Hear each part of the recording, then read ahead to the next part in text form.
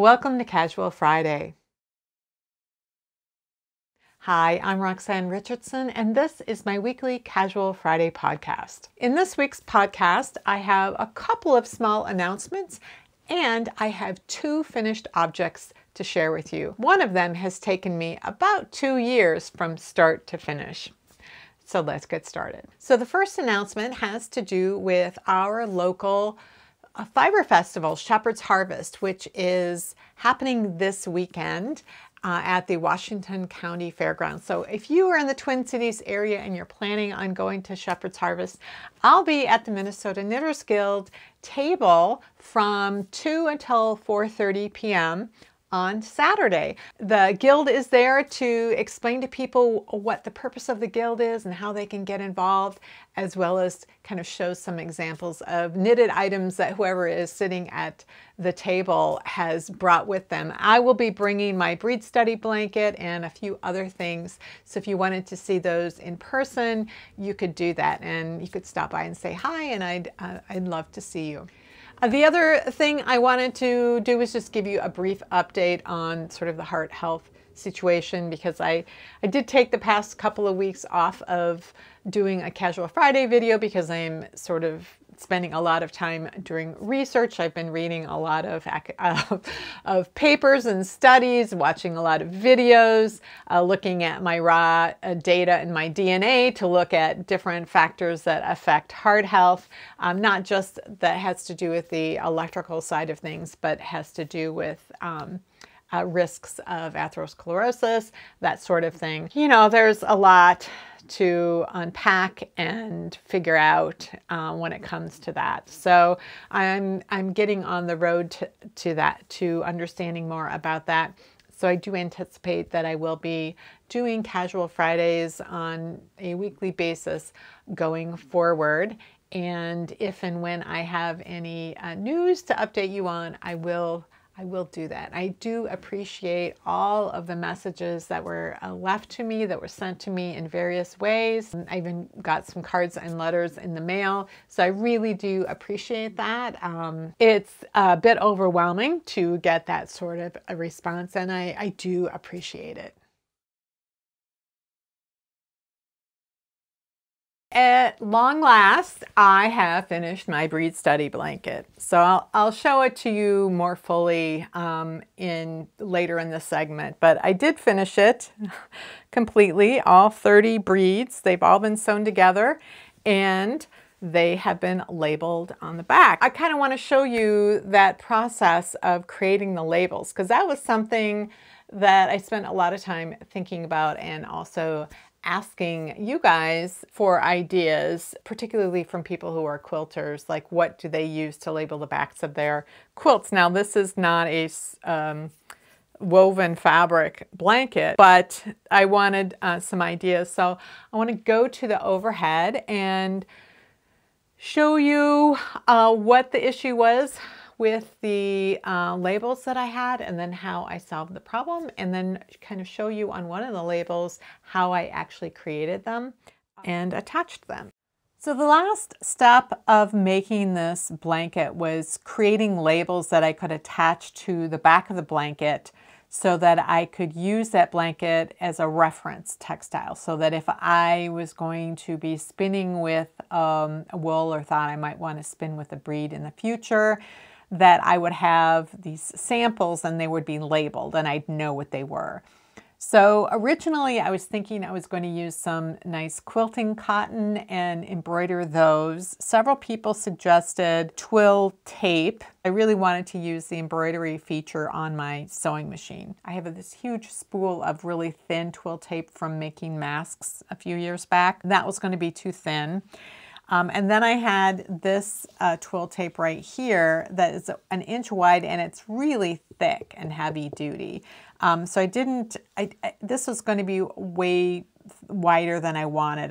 This isn't what I wanted. So I went to the fabric store and I looked for some twill tape there, and they had these little packages of twill tape. They have a lot of ribbon by the yard, but I hadn't been able to find any twill tape. So they had this in with like binding tapes and stuff. So I bought this and I thought, well, I only need something that's a 1/2 inch wide because, you know, the words aren't, you know, that huge. And so I bought this. It was too thin in a couple of dimensions. One was it was very thin, you know, in terms of the thickness of the ribbon itself. It's basically just a ribbon. I would call this a ribbon that has, you know, twill weaving on it. Very flimsy, and in order to embroider it, I had to use stabilizer on the back in order to do it. And the problem was that the sewing machine foot that lays down on it was really riding the edges of this tape, and it was very hard to keep it straight. And then they had these 2 layers,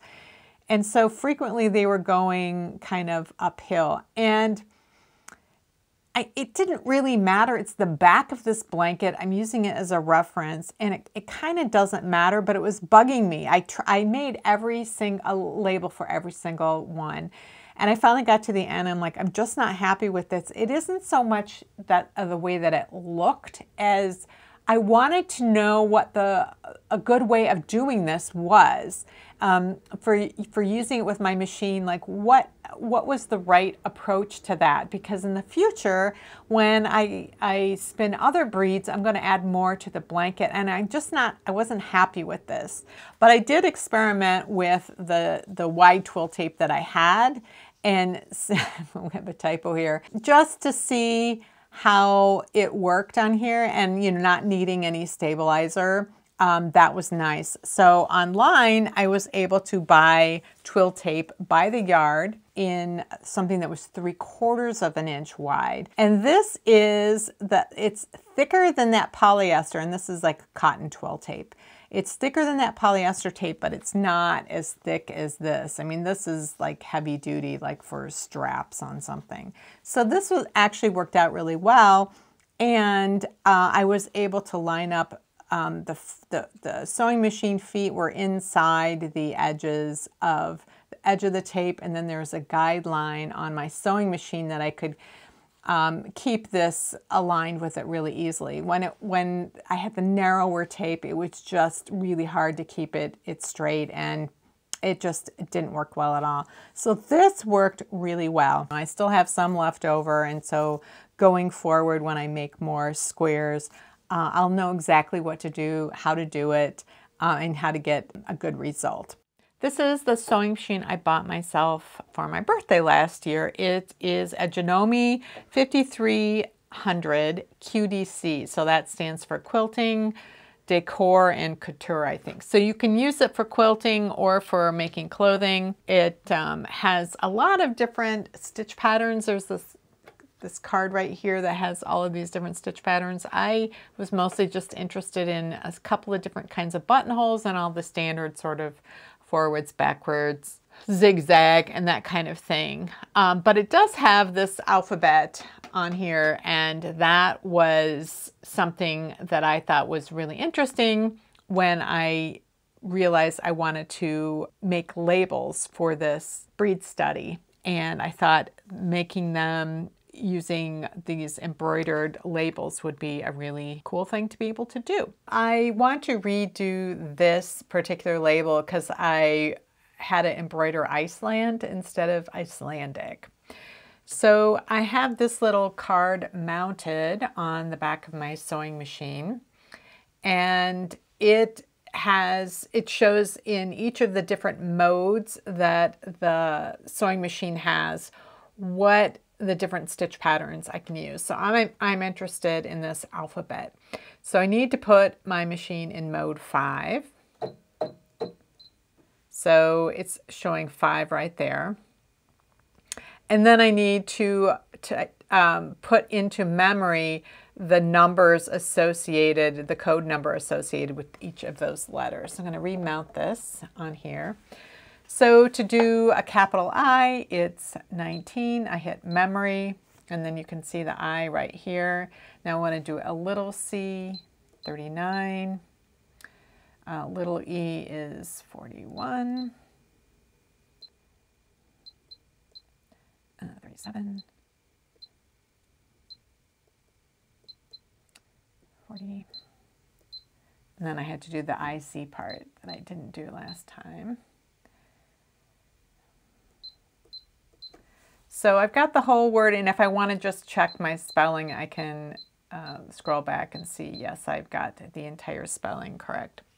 So then I'm going to take my twill tape. All right, so I'm going to place this under here. I have a little guideline that I'm using to line up the edge of the tape.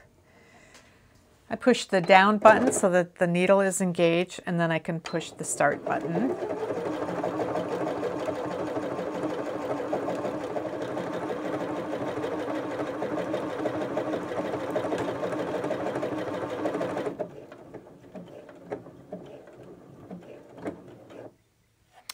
And my machine also allows me to have it cut the thread. So the thread is cut, I can raise that up, and I have got my Icelandic.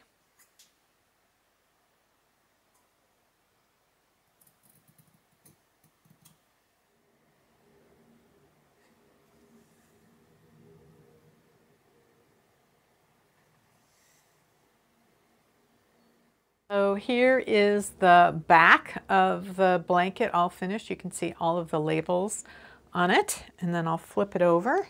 So this bottom row is the long wools that behave very differently from the others, and then the rest I just organized in the sort of a checkerboard based on the natural colors. I've got 4 browns or black sheep forming a square, and then I've got these 3 grays here, a gray in the middle, and then 2 grays on either end, and then this is the Shetland, which didn't really fit in with the natural creams in the spectrum. I started with the yellowest of the creams down here. That's the Eider, also known as the German white-faced mutton, I think it's called, the sheep. And so that was the yellowest one, going all the way up, and then this one right here is the Polworth. At the top, that was the whitest one of all of them.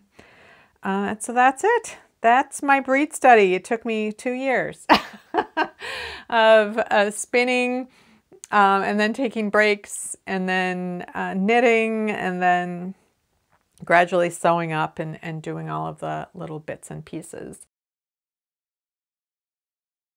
So today I want to show you the 4th stocking in my long-term project to understand the evolution of the hand knit stocking. So hosiery in Europe, in European countries anyway, was done using woven fabric for a long time, and until knitting kind of came into Europe. So knitting was known certainly in the Middle East. It originated there, and there are examples of stockings from Egypt that predate any known stockings in Europe. Knitting probably came into Spain as the Moors conquered Spain, and Islamic knitters came in there. So Spain was known in Europe as being the place to buy your really high quality knitted stockings from. Eventually Italy, and then it just gradually knitting moved further north. And as knitting moved throughout Europe and common people were knitting, they didn't really know the purl stitch. So you could see in examples of stockings that came from Spain, and there were silk stockings knit by very high level knitters, like for Eleonora of Toledo. She was originally from Spain, but she married and lived in Italy, and she was buried with stockings that definitely had purl stitches and had lace designs in them, and were very fancy, and they were most likely from Spain. So I am really interested in knitting wool stockings at reasonable gauges that normal people would have knit for other normal people, not, you know, aristocracy. After a couple of 100 years, the knitting frame had been invented, and so stockings, those fine gauge stockings, were knit on knitting frames rather than by hand, because just the intensity of the labor on something like that. I would never replicate something like that. I wouldn't take on a project where I was knitting 20 stitches and 30 rows per inch. So I've done 4 stockings or socks so far. The first was to reverse engineer this Norwegian sock that had actually been knit maybe 30 years ago by a woman born in the early 1920s in Norway. And it had really interesting construction approach, as well as some techniques I had never seen before. I actually wrote up a pattern for that, and that's a pattern that's available for free on Ravelry, and I'll leave a link down below. It's called Dagrun's Luggar, and they're made with worsted weight wool, and they're pretty forgiving in size because of the ribbing. And so that was what kind of kicked off the whole project, and then I wanted to figure out how far back in time I wanted to go. So the second project was one from the Tudor era. I'll link to a video above and then down below where I talk about this stocking. That one had a really unusual heel as well as unusual toe. I got the instructions for how to knit this from this book here, The Typical Tudor by Jane Malcolm Davies and Ninya Michaela. They explain like what you measure and then how you figure things out, and then they explain both the heel and the toe. It's not like a complete pattern that you just pick your size and do it. You have to do the calculations. So they have several books about Tudor era garments and making replica clothing. They also have the Tudor Tailor is another example, and also the Tudor Child. I think those are the 3 books that they have done. So most of it is sewing, but in the Typical Tudor, they do have various knitted items because knitting was something that you were seeing in the 1500s in England. So then the third stocking that I knit was a replica of an infant's stocking that was found in a Dutch canal, and they date it to 1540. So this is the earliest known example of a knitted stocking in Europe. And what was interesting about this is that it was not knit cuff down, it was knit toe up. That was an interesting connection to, say, Egyptian stockings that date several hundred years before that were done either with knitting or with nail binding, which came before knitting. Those were also knit toe up. So the stocking that I just finished is a replica of one that was found on Gunnister Man. So this is a body that was found in the 1950s in a peat bog. 2 men were digging, peat for fuel, and they came across this body, and they didn't know if it was a crime scene or what. It took a while. And then eventually they figured out that he probably died in about 1700. So this is my 17th century stocking. I did 2 16th century stockings, and then this is my 17th century, late 17th century.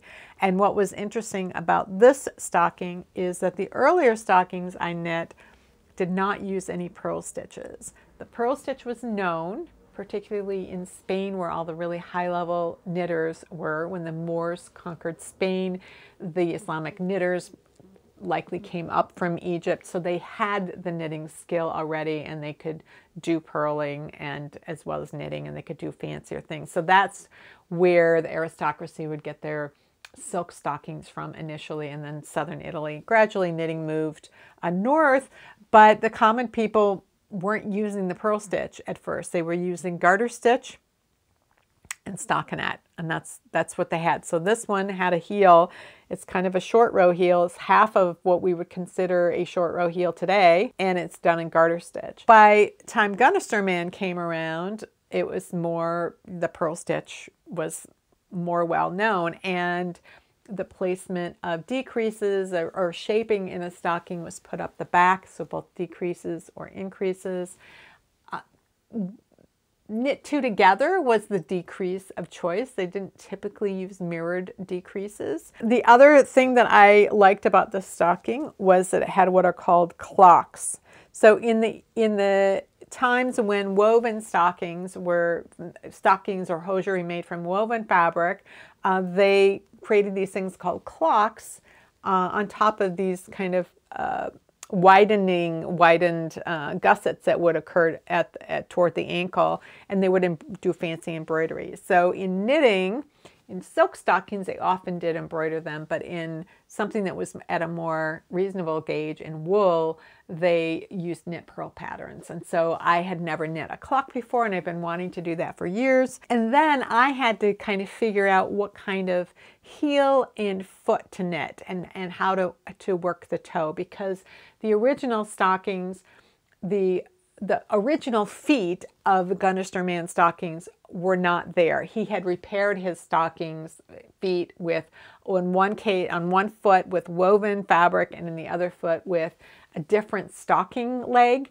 that he folded in half and then sewed that to the top of his stocking. So I needed to figure out what would have been a likely method of creating that foot should have been. But I want to talk about the foot today, and then I want to model it for you so that you can see what this looks like. I did not knit this to fit me. I knit this based on the measurements and instructions that were in the description of the stockings that was published back in the 1950s. So the stocking starts with 7 rows of garter stitch, and I used the trick that was often used back then, which is to knit around and then just turn, like using a wrap and turn in order to go in the other direction, so that I could knit all of those rows without having to purl entire rows.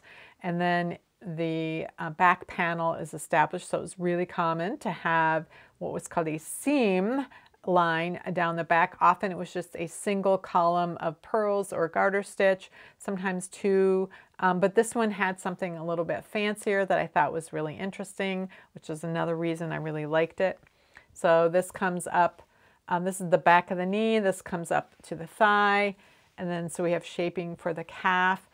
Now, what they would have done for shaping would have been used to use a knit 2 together on both sides. So the original description just says that there were decreases that were on either side, like 1 stitch away from this moss stitch patterning. And so I used SSK on one side and a knit 2 together on the other, and that most likely would not be what was done. And then the increases I used were actually lifted increases, where you knit into an existing stitch that's below the needle. So that was something that they did know, like knit front back, where you're knitting twice into the same stitch. As well as a lifted increase, were things that they did, and it wasn't specified at all in the written description. The written description also didn't say exactly where to place these clocks, so I did it so that they were centered at the ankle. So once the decreases were done, where this was centered on the ankle. And so it was less centered up here because there would have been more stitches here. So I just had to kind of figure out where I wanted to place those. So the heel that I used was really common back then. It's the shaped common heel. In fact, it's the same type of heel that was in the first sock that I knit, that was knit by the Norwegian woman. I was actually surprised that she had knit one of these in the 20th century. The way that this type of heel is worked is you're just knitting a stockinette rectangle. And when you get to the bottom of the heel, you just fold the 2 halves together. And typically what would have been done was a 3-needle bind off.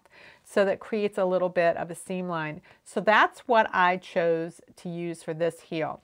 In Dagrun's Luggar, what was so interesting about this heel was that she had a special type of double bind off that looks like grafting from the outside and creates 2 parallel lines of bind off chains on the inside that are very flat. But I wanted to use what would typically have been used, which was the 3-needle bind off. So I picked up stitches and I did work a gusset, and I just had to decide, how big am I going to assume this guy's foot was, and just decrease down to that point.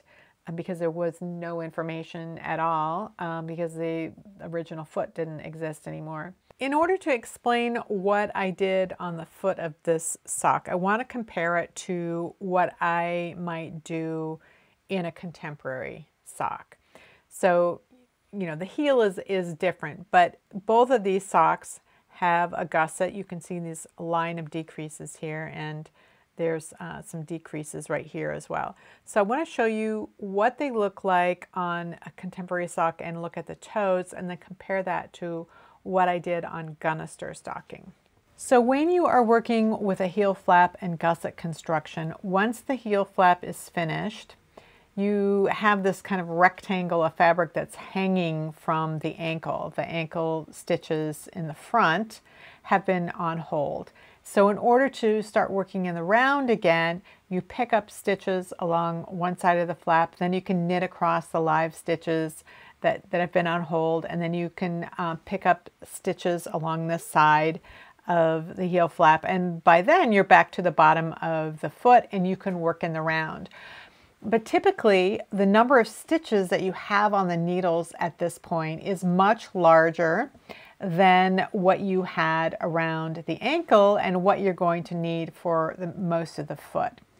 And so you work decreases, and the decreases as you work them form this kind of triangle of this extra fabric that started out at the heel and then is eliminated. And that's because this part of your foot is much larger in circumference than your ankle and your ball of foot.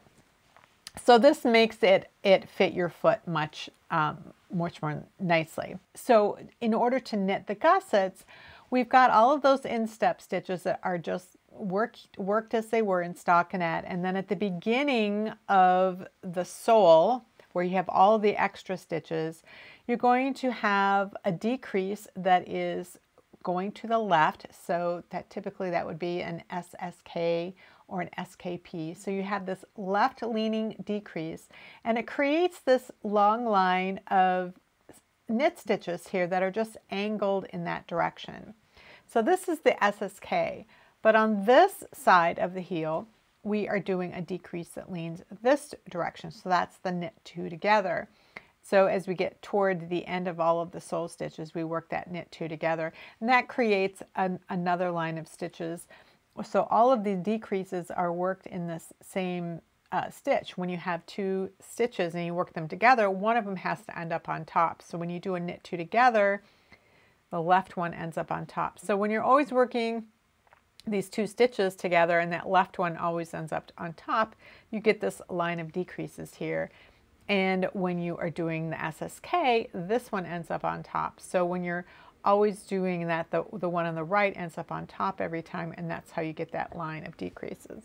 So back in the 17th century, when they were making a decrease here for the gusset, they wouldn't have done most likely a left-leaning decrease. Instead, they would have used a knit two together at the end of the sole stitches here. So you get that line of stitches along here. You work across the instep stitches, and then you work another decrease. But this time, instead of working a left-leaning decrease like this, you are working a right-leaning decrease. And so you've always got these two stitches, and the one on the left is always ending up on top. So it's not always the same stitch that's on top like it is if I had done an SSK here, where I'd always have the one on the right hand side would always be on top, and it would create that line of decreases. So if we look here, we can see that there's this kind of this line, this decrease line, but it's much more invisible. It's much more subtle than it is on this side, and that's because we're using the left leaning decrease here when it's at the left edge. So we always have that line of decreases. But over here, we're also using the left leaning decrease, and it's a different one on top every time. So you get that subtler line. So these two sides don't look exactly the same, but they're going to be inside a shoe or a boot, and it wouldn't really have mattered. The next thing to look at is how we might do what's called a wedge toe today. So as we get to the end of the foot and we're ready to do the toe decreases, you have half of the stitches on top. Those are the instep stitches. And then the other half of the round are the sole stitches. And the way that you would work the decreases for something like this is that typically you'd work the first stitch of this half of the round as a knit, and then you'd work an SSK, so one of those left leaning decreases, and then you'd work until you had 3 stitches left, and you'd work a knit 2 together, so you'd have that right leaning decrease, and then you'd work a knit stitch, and then you'd repeat that for the sole. So that means you have, if you look at it right here, you've got your knit 2 together, that line of stitches, you've got 2 plain stitches, and then you've got your SSK. So you get this kind of band right here that kind of matches the width of your toe. So when I'm wearing this, you can see that this, where those decreases and the extra stitches are, that kind of spans the thickness of my toe, and then the decreases are on top. So one of the lines of decreases kind of goes up my big toe right up here, and where this angle is over here, those decreases kind of ride on the tops of those toes, and then you just close it at the end. And what has been the way to close a toe 99% of the time since about World War I has been to graft the end of the toe. So it looks like it's just the knitting goes all the way across. There's no ridge on the inside. You just join the 2 sets of live stitches together. So I wanted to do something that was like a wedge toe for this, because I'd certainly seen in woven stockings, you know, where they'd have the instep and the sole work together. There was a seam along the side, and I could see in museum photos of stockings that there seemed to be this kind of line, but it wasn't this kind of wider band that you see in contemporary socks. And so it occurred to me that, and I may be wrong about this, that the decreases, first of all, were both knit 2 together. You didn't have them one facing one way. You just did 2 knit 2s together, and you did them side by side. So you didn't have them separated with a couple of knit stitches. And when you do that, you get that one line of stitches that you get from always having the right leaning decrease, always that left stitch ends up on top. But then the decrease next to it, every time a different stitch is ending up on top. And so that you get a more invisible line there. And so the result is that you get this kind of seam line that looks like it's just one stitch right there. And I thought that was a really interesting, that wasn't really what I expected to see. I didn't really think it through, but I think that explains some of the stockings that I have seen in museum pieces, just from what I can see, nothing that I've examined personally. And then again at the top, it was not common at all to use grafting to close a toe before World War I. In the late 19th century, sometimes you'd see that as an option in instructions. They'd say close by working the 2 halves together. In other words, 3 needle bind off. And they would sometimes say as a suggestion, or you could graft together. Grafting was typically used as a mending technique, not as a construction technique. So I did do the 3 needle bind off at the end here, and I've heard some people do this today. I was kind of surprised at how comfortable that is. I think for people who are very sensitive, they might not be able to deal with this, and that's certainly the reason why in World War I, grafting became the method of closure, because there absolutely would not be any ridge at all. But if you want to do cup down socks and you want to do a wedge toe of some sort, 3 needle bind off might suit you just fine. So this kind of toe is usually every other round is when you do the decreases, and then you do a plain round. And I kind of did a gradual spacing of them. So I started it a little bit earlier, maybe so that it was 2.5 inches long, or maybe even 3 inches long, I don't remember. And so I would do a decreased round, and then I do 2 plain rounds, and then a decreased round, 2 plain rounds for about a third of them. And then I switched to doing every other round, and then at the very top I did them one after the other. So just to give something a little bit more rounded at the top, but also extend this a little bit over time. So I did learn quite a lot from this. And one of the things that I learned was that when you are holding your stockings up above your thighs, you don't have to have as much negative ease as we tend to use today in our socks. When we are knitting a sock that just comes up to like the middle of the calf or just below your calf muscle, we knit with negative ease at a fairly firm gauge because that's what's keeping our socks up, is that negative ease. And the sock has to stretch to fit. And I thought, well, this is so enormous. This guy must have had huge ankles. But what I noticed was that even though it's big on me, it isn't ridiculous. It just isn't having to stretch to fit me. And again, if you are wearing something on your leg like this that's being held up with a garter or something, or if you're sewing it to your coat, you don't need to worry about them falling down because the garter is holding them up. But the foot needs to be more closely fitted in order not to bunch up and be uncomfortable inside your shoe. So let me go and show you a shot of me in front of my new fake brick wall wearing the stockings so that you can see what it looks like on my foot. It's too big for me because I knit it according to the original measurements, but you can get an idea of what it actually looked like on somebody who would have been wearing this more than 300 years ago. I don't have an idea yet for my next stocking, so I want to do something from the 18th century. I don't know if any of you have seen something interesting that would have been done in wool, not a silk stocking. I'm not going to knit one of those.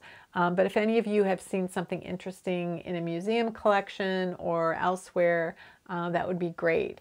Again, I want something that's got something unusual about it or interesting in terms of techniques that I haven't seen before and haven't done already for this project.